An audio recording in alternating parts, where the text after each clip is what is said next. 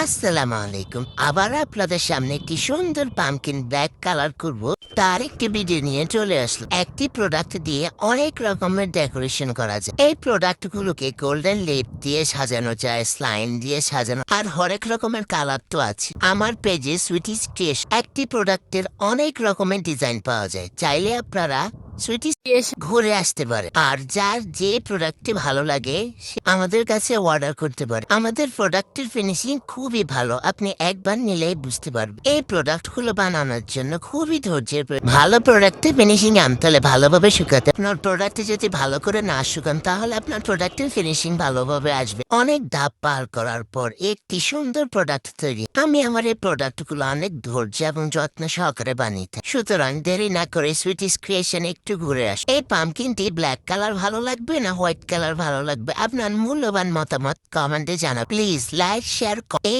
lot on my video. Always stay by my side and keep support me. Thank you very much for watching my video.